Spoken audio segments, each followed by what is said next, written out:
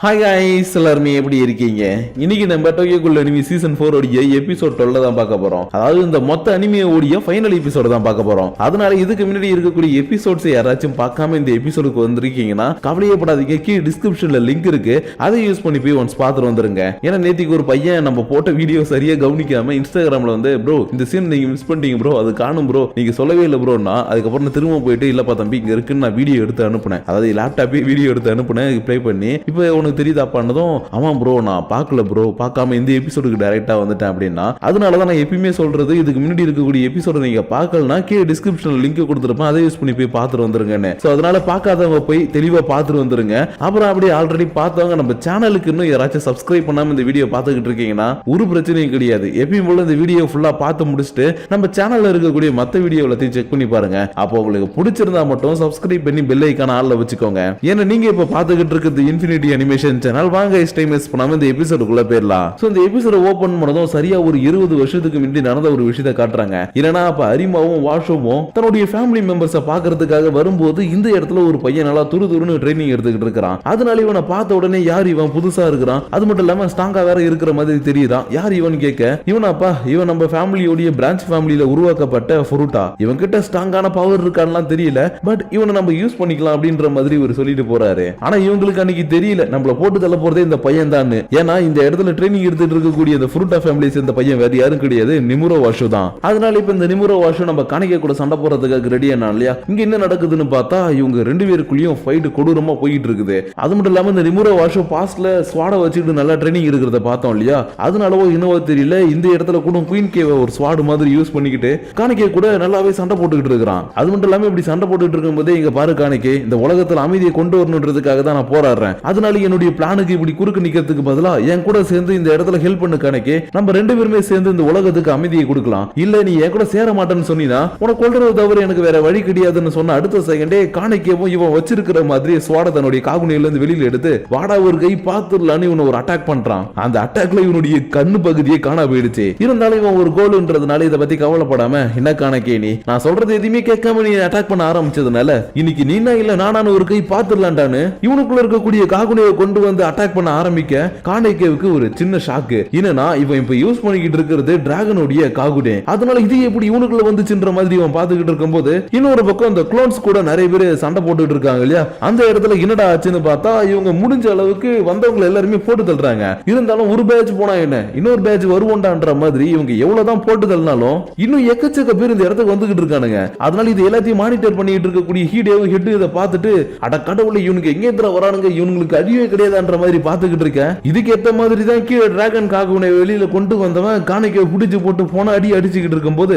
காணிக்கவே வெறி பிடிச்ச மாதிரி மாறிடுறான். அது மட்டும் இல்லாம இவன் ஸ்வாட வச்சு வெட்டலான்னு பார்த்தா கூட அசால்ட்டா இதை பல்லால கடிச்சு துப்பிட்டு இவனுடைய காகுனையை வச்சு அட்டாக் பண்ணி எட்ட வந்ததும் இங்க பாரு நிமுரோ வாஷோ, நீ எனக்கு உன் கூட சேர்றதுக்கு ஒரு வாய்ப்பு கொடுத்த மாதிரி நான் உனக்கு ஒரு வாய்ப்பு கொடுக்குறேன். ஒழுங்கா இப்ப நீ பண்ணிக்கிட்டு இருக்கிறது எல்லாத்தையும் விட்டுட்டு இங்க இருந்து நல்லவனா போயிடு. ஏன்னா இந்த உலகம் கோல்ஸுக்கு மட்டும் கிடையாது ஹியூமன்ஸுக்கும் தான். அதனால தேவையில்லாம நீ என் வழியில குறுக்க நிக்காத. அப்படி இல்ல நான் ஸ்ட்ராங்கஸ்ட் ஆனவன், நான் வாஷு ஃபேமிலியை சேர்ந்தவன், இந்த உலகத்தையே ஆளுவேன் அப்படி இப்படின்னு சொல்லிட்டு இருந்தீனா எனக்கு இப்ப இதை தவிர வேற வழி கிடையாதுன்னு காணிக்கை தனக்குள்ள இருக்கக்கூடிய இன்னொரு வித்தியாசமான காகுனியை வெளியில கொண்டு வரான். இருந்தாலும் இந்த காகுனி எப்படி இவனுக்குள்ள வந்துச்சு, இது எப்படி இவன் உருவாக்கணும்னு கேட்டீங்கன்னா இவன் நிறைய ஹியூமன்ஸ் கோல்ஸ் எல்லாத்தையும் டிராகனா இருக்கும்போது கொன்னா இல்லையா, அது மூலியமா தான் இப்படி ஒரு வித்தியாசமான காகுனியை கிரியேட் பண்ண அடுத்த செகண்டே இந்த நிமுரோ வாஷு ஒரு அட்டாக் பண்ண இவனுக்கு ஒரு பக்கத்து கையே காணா போயிடுச்சு. ஆனா இவன் விடுற மாதிரி கிடையாது, என்னால முடிஞ்ச அளவுக்கு நானும் உன்னை தடுப்பேன்டான்னு இவனுக்குள்ள இருக்கக்கூடிய டிராகன் காகுனியை வச்சுக்கிட்டு முடிஞ்ச அளவுக்கு அட்டாக் பண்ணிக்கிட்டே இருக்கிறான். அது மட்டும் இல்லாம இந்த பாஸ்ட் எல்லாம் சொல்லி நம்ம வெறியேத்துவோம் இல்லையா, அந்த மாதிரி தான் இவன் காணிக்கேவை டவுன் பண்றதுக்காக சில விஷயங்களை சொல்றான். அதாவது இவன் லைஃப்ல நிறைய கஷ்டமான விஷயங்கள்லாம் நடந்திருக்கும் இல்லையா, அதெல்லாம் சொல்லி இவனை டவுன் பண்ணிட்டா இவனுக்கு ஈஸியா நம்ம போட்டு தள்ளிடலான்னு இவன் லைஃப்ல நடந்த அந்த கஷ்டமான விஷயங்கள் இவன் பண்ண விஷயங்கள் எல்லாத்தையுமே இவன் எடுத்து சொல்லிக்கிட்டு இருக்க காணிக்கேவும் அதெல்லாம் பத்தி யோசிச்சு பார்த்துட்டு லைட்டா டவுன் ஆயிருந்திருப்பான். அதனால இதுதான் எனக்கான டைம், உனக்கு கொன்னுறான் இவன் ஒரு அட்டாக்க பண்றான். பட் அந்த அட்டாக்ல இவனுக்கு எதுவுமே ஆகல. இதனால இவனும் சரி ஓகே உன் அளவுக்கு நான் ஸ்ட்ராங்கா மாறினாதான் உன் அட்டாக் பண்ண முடியும்னா அதையும் என்னால பண்ண முடியும். ஏன்னா இத்தனை வருஷமா அந்த சிசிஜி உடைய ஹெட்டா மாறுறதுக்காக எக்கச்சக்க வேலைகளை பார்த்திருக்கிறேன். அப்படிலாம் பண்ணதுக்கு அப்புறமேட்டு தான்டா இன்னைக்கு நான் டிராகன் ஃபார்மையும் உனக்குள்ள இருந்து வெளியில வர வச்சு எக்கச்சக்க பேரை போட்டு தள்ளி இருக்கிறேன். அதனால உன் அளவுக்கு ஸ்ட்ராங்கா மாறுறதெல்லாம் எனக்கு ரொம்ப ஈஸியான வேலைன்னு அடுத்த செகண்டே அட்டாக் பண்றதுக்காக வாஷு கிளான்ல இருந்த எல்லாருடைய காகுனிய மூலியமா உருவாக்கப்பட்ட ஒரு காகுஜா ஆர்மரை வெளியில கொண்டு வரான். அதாவது நம்ம வாஷு கிளான் இருக்காங்க இல்லையா, அதுல யாரெல்லாம் ஸ்ட்ராங்கா இருந்தாங்களோ அவங்க அவங்களை எல்லாருமே கொன்னதுக்கு அப்புறம் அவங்களுடைய காகுனேவை எடுத்து இவங்களுக்குள்ள செட் பண்ணிக்கிட்டான். அதனாலதான் வாடா இன்னைக்கு ஒரு கை பாத்துடலான்னு இவன் ஒரு ஜெயிண்ட் லெவலுக்கு இருக்கக்கூடிய காகுஜா ஆர்மரை ஃபார்ம் பண்ணிக்கிட்டு காணிக்கை கூட சண்டை போட ஆரம்பிக்க காணிக்கைவுக்கு செம்ம அடி விழுது. ஏன்னா காணிக்கை என்னதான் டிராகன் ஃபார்ம்ல இருக்கும்போது கோல்ஸ் ஹியூமன்ஸ் எல்லாருமே கொண்டு சாப்பிட்டு இருந்தாலும் அவங்க யாரும் வாஷு ஃபேமிலியில இருக்கிறவங்க அளவுக்கு ரொம்பவே ஸ்ட்ராங்கானவங்க கிடையாது இல்லையா. அதனாலதான் நிமுரா வாஷ் அடிக்கக்கூடிய ஒவ்வொரு அடியும் இவனுக்கு செம்ம டேமேஜ் ஏற்பட்டுக்கிட்டு இருக்க ஒரு கட்டத்துல இவனுடைய உடம்புல இருந்து வந்த காகுனேவ்ல இருந்து ஒரே ஒரு கத்தி மாதிரி இருக்கிறது மட்டும் தான் இவன் கையில இருந்திருக்கும். அந்த அளவுக்கு இவன் புடிச்சு போட்டு அட்டாக் பண்ணது மட்டும் இல்லாம எனக்குள்ள இருக்கக்கூடிய இன்னும் கொஞ்சம் பவர் நான் ரிலீஸ் பண்றேன்னு இவன் ஒரு டிராகன் மாதிரி மாறிக்கிட்டே இருக்கிறான். ஆனா இவனுடைய இந்த ஃபார்மை பார்த்து காணிக்கைவுக்கு கொஞ்சம் கூட பயமே இல்ல. ஏன்னா காணிக்கை இது வரைக்கும் தன்னுடைய 10% பவர் யூஸ் பண்ணி தான் இவன் கூட சண்டை போட்டுட்டு இருந்தான். அதனாலதான் இவன் கிட்ட இப்படி அடி வாங்கினதுக்கு அப்புறம் கூட இவன் பயப்படாம வாடா இன்னைக்கு நீனா இல்ல நானான ஒரு கை பாத்துடலான்னு ரெண்டு பேருமே நேருக்கு நேரா வந்து இந்த சப்வேக்குள்ள ஒரு அட்டாக்க பண்ணிக்கவும் இந்த இடத்துல ஒரு மிகப்பெரிய வைப்ரேஷன் ஒன்னு கிரியேட் ஆகுது. ஏன்னா இவங்க ரெண்டு பேருமே ஓவர் பவர்டான பர்சன் இல்லையா. அதனாலதான் இப்படி இவங்க அட்டாக் பண்ணிக்கிட்டதுக்கு அப்புறம் இந்த இடத்துல ஒரு மிகப்பெரிய வைப்ரேஷன் கிரியேட் ஆகிட்டு இருக்கும்போது காணிக்கையுடைய கையில இருக்கக்கூடிய ஸ்வாட் மாதிரி இருக்கக்கூடிய காகுனி இருக்கு இல்லையா அது கொஞ்சம் கொஞ்சமா நிமுரா வாஷோடைய அட்டாக்கால உடையிற மாதிரி போய்கிட்டு இருக்குது. ஏன்னா நான் ஆல்ரெடி சொன்னேன் இல்லையா இந்த நிமுரா கிரியேட் பண்ணி இருக்கக்கூடிய காகுஜா வாஷு ஃபேமிலியை சேர்ந்தவங்க தானே. அதனாலதான் காணிக்கையோடைய இந்த ஸ்வாட் கொஞ்சம் உடையிற மாதிரி போய்கிட்டு இருந்திருக்கும். இருந்தாலும் காணிக்கைக்குள்ள இருக்கக்கூடிய சில இன்ட்ரெஸ்டிங்கான கோல்ஸோடைய பவர் ரொம்பவே அதிகம் இல்லையா. அதனால இப்ப இவனை போட்டு தள்ளணும்னா எனக்கு இப்ப அவங்களுடைய பவரை யூஸ் பண்றது தவிர வேற வழி கிடையாதுன்னு இவனுக்குள்ள இருக்கக்கூடிய எல்லா கோலுடைய பவரையும் ஒன்னா திரட்டி அட்டாக் பண்ண ஆரம்பிக்க இந்த நிமுரா வாஷுவோடைய இந்த காகுஜா ஃபார்மையே ரெண்டு துண்டா கிழிச்சு கடாசிட்டு உள்ள இருக்கிறவன தன்னுடைய காகுனியா மூலியமா சதக்குன்னு குத்தி கொல்ற அளவுக்கு ஒரு பெரிய அட்டாக்க பண்ணிட்டான். இதனால இவன் சாவர நிலைமைக்கு போய்கிட்டு இருக்கும்போது இல்ல இப்படி நடந்திருக்க கூடாது, நான் இந்த உலகத்தை ஆளணும்னு நினைச்சேன், நான் இந்த உலகத்துல இருக்கக்கூடிய ஹியூமன்ஸ் அழிச்சு கோல்ஸுக்கு அமைதியான ஒரு வாழ்க்கையை கொடுக்கணும்னு நினைச்சேன். ஆனா ஏன் இந்த மாதிரி நடக்காம போயிடுச்சு, ஏன் அந்த இடத்துல தோத்து போனேன், நான் இவ்வளவு பண்ணி தோத்து போயிட்டேன், அதனால இப்படி எல்லாம் நடந்திருக்கவே கூடாதுன்னு இவன் புலம்ப ஆரம்பிக்க டக்குன்னு காணிக்க இந்த இடத்துல வந்து இங்க பாரு நிமுரா வாஷோ என்ன எடுத்துக்கோ, நான் ஒண்ணுமே இல்லாத ஹியூமனா தான் இந்த உலகத்துல வாழ்ந்துட்டு இருந்தேன். ஆனா என்னைக்கு நான் ரீசியை பார்த்தனோ அன்னைக்கு எக்கச்சக்கமான பிரச்சனையை வாழ்க்கைக்குள்ள வர ஆரம்பிச்சது. ஏன் அது ஹியூமன்ஸாலையும் வந்துச்சு கோல்ஸாலையும் தான் வந்துச்சு. அதுக்கு நான் போயிட்டு ஹியூமன்ஸையும் அடிக்கல கோல்ஸையும் அடிக்கல, அதுக்கு பார்த்தா அவங்க ரெண்டு பேருக்கும் நிறைய விஷயங்களை புரிய வச்சு ஒரு நேர்கோட்டில் கொண்டு போகணும்னு நினைச்சேன். அதனாலதான் அன்னைக்கு நினைச்ச அந்த விஷயத்தை இன்னைக்கு நான் நினைவாக்கிட்டு இருக்கேன். ஆனா நீ ஹியூமன்ஸ் அழிச்சு இந்த இடத்துல கோல்ஸுக்கு அமைதியை கொடுக்கணும்னு நினைச்சேன். ஆனா என்ன பண்றது, இன்னைக்கு என் கையால உனக்கு நான் அமைதியை கொடுத்துட்டேன்னு நான் சூப்பர் பீஸை உருவாக்க போறேன்னு சொன்னா உனக்கு ரெஸ்ட் இன் பீஸ் சொல்லிட்டு இந்த இடத்துல இருந்து கிளம்பி போக கர்மா இஸ் பூமராங் அது இன்னைக்கு தான்டா எனக்கு புரியுதுன்னு இவன் மனசுக்குள்ளே சில விஷயங்களை பேசிக்கிட்டு பாஸ்ட்ல நடந்த விஷயங்களை யோசிச்சு பார்க்கறான். ஆனா பாஸ்டுக்கு போறதுக்கு முன்னாடி கர்மா இஸ் பூமராங் சொன்னா இல்லையா அது என்னன்னா இன்னைக்கு காணிக்கை எப்படி இவனுடைய காகுஜா ஆர்மர் எல்லாத்தையும் ஒட்டச்சு கட்டாசி இவனை சதக்குன்னு குத்தி கொண்டானோ இதே மாதிரி சேம் அட்டாக்கை யூஸ் பண்ணி தான் இவன் ஈட்டோ யோஷிமுராவுடைய ஒன்னையாவுல் ஃபார்மை உடைச்சிட்டு அவளை சாகடிக்கிற அளவுக்கு அட்டாக் பண்ணிட்டு வந்திருப்பான். அதனால இந்த சீனை பாக்குற நீங்க எல்லாரும் கர்மா இஸ் பூமராங்ன்றத மட்டும் மனசுல வச்சுக்கோங்க. ஆனா அதுக்கு நீ என்னடா அவன் கருத்து நான் சொல்றேன்னு அன்சப்ஸ்கிரைப் பண்றாதீங்க. நம்ம இப்ப பாஸ்டுக்குள்ள போயிடலாம். அதாவது 20 வருஷத்துக்கு முன்னாடி இவன் ட்ரைனிங் எடுத்துட்டு இருந்தான்னு சொல்லலாம் இல்லையா, அந்த இடத்துல இவன் கூட ரீசியேவுமே இருந்திருக்கிறா. ஏன்னா ரீசியேவும் வாஷு ஃபேமிலியில இருக்கக்கூடிய ஒரு பிரான்ச் ஃபேமிலியை சேர்ந்தவ.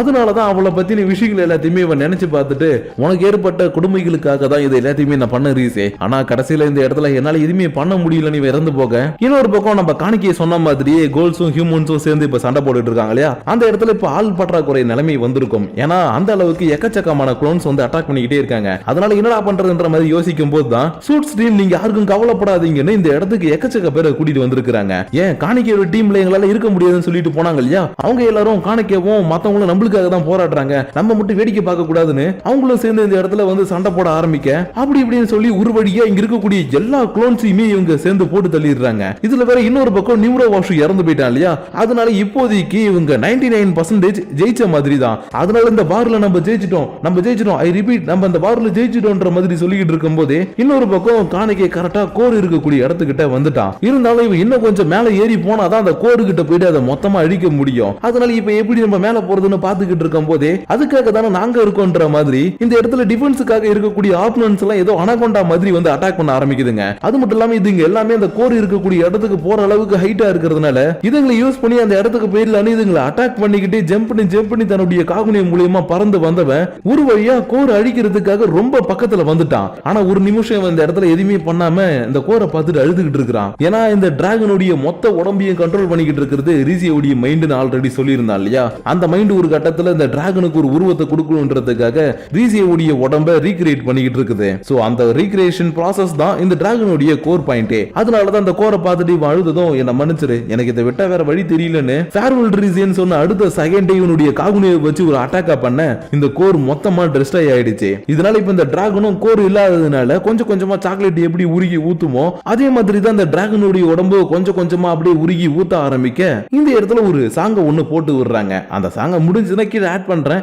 இல்லனா நம்ம வாய்ஸ்ல அப்படியே கண்டினியூ பண்ணுவோம். ஏன்னா இதுக்கு அப்புறம் அப்படியே ஒரு டைம் ஸ்கிப் ஆகி சரியா ஒரு 6 வருஷங்களுக்கு அப்புறம் டிராகன் ஒரு பில்டிங் சுத்திக்கிட்டு இருந்திருக்கும் இல்லையா, அந்த பில்டிங் இப்ப திரும்ப ரீக்ரியேட் பண்ணிக்கிட்டு இருக்கிறத காட்டுறாங்க. அது மட்டும் இல்லாம இன்னொரு பக்கம் நம்ம ஜூசியாவுக்கு ஒரு பெரிய அதிர்ச்சி தர மாதிரி கோமா ஸ்டேஜ்ல இருந்த யூகினோரி இப்ப நார்மலா மாறிட்டாரு. அதனால இவரை பார்த்துட்டு ஒரு பக்கம் அவ சந்தோஷத்தோட அழுதுகிட்டு இருக்க, இன்னொரு பக்கம் நிஷிகியோட கேர்ள் ஃப்ரெண்ட் ஒர்க் பண்ணிக்கிட்டு இருந்த அந்த ஆர்கனைசேஷன் டிராகனுடைய உடம்புல இருந்து எடுத்த சில செல்ஸ் மூலமா யாரெல்லாம் பாதிக்கப்பட்டிருக்காங்களோ அவங்களை எல்லாருமே கியூர் பண்ணிட்டாங்க. அப்படிதான் சைக்கோவை கியூர் பண்ணது மட்டும் இல்லாம ஜின்ஷியோட தங்கச்சியுமே கியூர் பண்ணிட்டாங்க. அதாவது மரம் மாதிரி வளர்ந்துட்டு இருந்தது இல்லையா இவளுடைய கண்ணுல, அதையுமே கியூர் பண்ணி இப்ப இவள நார்மலா மாத்திட்டாங்க. அதனால குயின்ஸ் ஸ்குவாட்ல இருக்கக்கூடிய எல்லாருமே ஜின்ஷியோட உடம்ப கண்டுபிடிச்சதுக்கு அப்புறம் அவனுக்கு இறுதி மரியாதை எல்லாத்தையுமே கொடுத்துக்கிட்டு இருக்கும்போது இன்னொரு பக்கம் ஹீடே நம்ம காணிக்கையை பாக்குறதுக்காக வீட்டுக்கு போய்கிட்டு இருக்கிறான். ஆனா இவன் மட்டும் போல இவன் கூட சேர்ந்து ஐயோட்டு டோகா ட்ரூ பன்சோ நிஷிக்கின்னு எல்லாருமே அவனுடைய வீட்டுக்கு போயிட்டு இருக்காங்க. ஆனா இதுல நோட்டீஸ் பண்ண வேண்டிய விஷயம் என்னன்னா எல்லாருமே வளர்ந்துட்டாங்க. ஏன்னா 6 வருஷம் டைம் ஸ்கிப் ஆயிடுச்சு இல்லையா, அதனாலதான் இவங்க எல்லாரும் நல்லாவே பெரிய பசங்களாவும் பெரிய பொண்ணாவும் வளர்ந்துட்டாங்க.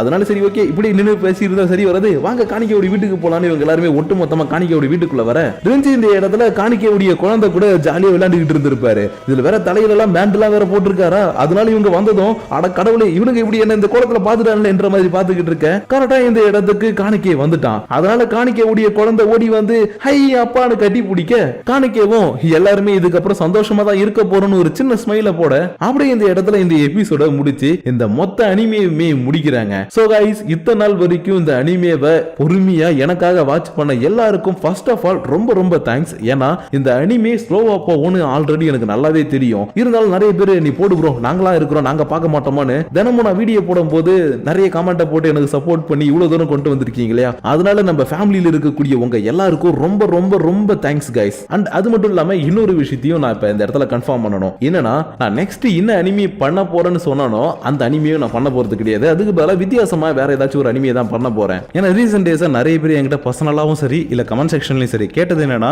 ஹீரோவுக்கு இம்பார்ட்டன்ஸ் இருக்கிற மாதிரி ஒரு அனிமே போடுங்க, அப்பதான் பாக்குறதுக்கு நல்லா இருக்கும், இந்த மாதிரி இம்பார்ட்டன்ட் இல்லாம ஸ்டோரி ஓரியன்டட் போடாதீங்க அப்படின்னு சொல்லி கேட்டுட்டு இருந்தாங்க. அதனால நானும் என்னடா இப்படி கேட்கறாங்களேன்னு யோசிச்சு பார்க்கும்போது தான் எனக்கே வந்து புரிஞ்சுது. நான் ஒரு ஃபேனா இருக்கும்போது என்ன பண்ணுவேன், எனக்கு வந்து ஹீரோ மாசா இருக்கணும், கதை வந்து நல்லா ஜாலியா போகணும், அந்த மாதிரி தான் பார்க்கணும்னு தோணும், என்டர்டெயின் பண்றதுக்கு தான் யூடியூப்குள்ளேயே நான் வருவேன். ஸோ அப்படி இருக்கும்போது எல்லாருமே எதுக்காக தானே வராங்க, நம்ம மட்டும் ஏதோ ஒரு ஸ்டோரி ஓரியன்டா கொடுத்துக்கிட்டே இருந்தோம்னா போர் அடிச்சிடும் இல்லையா, அதனால நம்மளும் வந்து ஹீரோ ஓரியன்டா இருக்கக்கூடிய அனிமேவை நம்ம சூஸ் பண்ணுவோம், அதை வந்து நெக்ஸ்ட் பண்ணலாம் அப்படின்னு ஒரு ஐடியா பண்ணி இப்போதைக்கு வச்சிருக்கேன். பட் இந்த அனிமேலாம் நான் இன்னும் பிளானே ஆகல. ஏன்னா எனக்கு செம குழப்பமா இருக்குது, எக்கச்சக்க ஹீரோ ஓரியன்டட் அனிமேஸ் இருக்குது. ஏன் சில பேர் நம்ம கமெண்ட் செக்ஷன்லயே சஜஸ்ட் பண்ணியிருந்தாங்க, ப்ரோ இம்மார்டல் கிங் போடுங்க ப்ரோ, அப்புறமேட்டு இந்த காட் ஆஃப் ஹை ஸ்கூல், அப்புறம் ரீஇன்கார்னேட்டட் அனிமே அதெல்லாம் போடுங்க ப்ரோன்னு நிறைய பேர் கேட்டாங்க. அதெல்லாம் நான் செக் பண்ணி பார்த்தேன், அது எல்லாமே அவங்க சொல்ற மாதிரி ஹீரோ ஓரியன்டட் தான். இருந்தாலும் இப்போ இதுல ஒரு பெரிய பிரச்சனை என்னன்னா எந்த அனிமையை போடுறதுன்னு எனக்கு சுத்தமா தெரியல. சோ அதனால நான் ஒரு 2 days டைம் எடுத்துக்கிட்டு எந்த அனிமே ஃபர்ஸ்ட் போடுறதுன்றத கன்ஃபார்ம் பண்ணிட்டு உங்கள்ட்ட நான் சொல்றேன். ஆனா அந்த 2 daysல நீங்க வீடியோ பாப்பீங்க.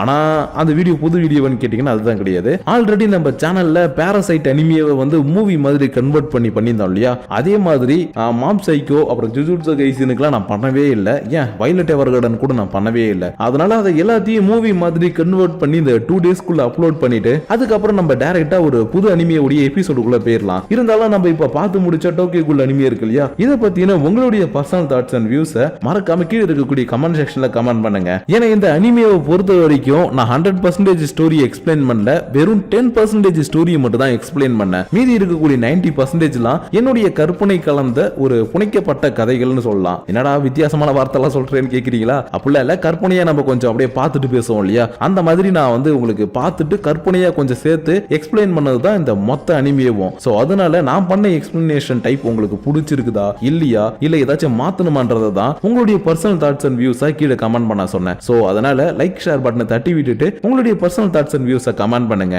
அப்படி நீங்க பண்ணக்கூடிய அந்த கமெண்ட்ஸோட சேர்த்து உங்களை நான் நெக்ஸ்ட் அனிமேவுடைய ஃபர்ஸ்ட் எபிசோட இருந்து மீட் பண்ற வரைக்கும் உங்களிடமிருந்து விடைபெறுவது உங்கள் நான்.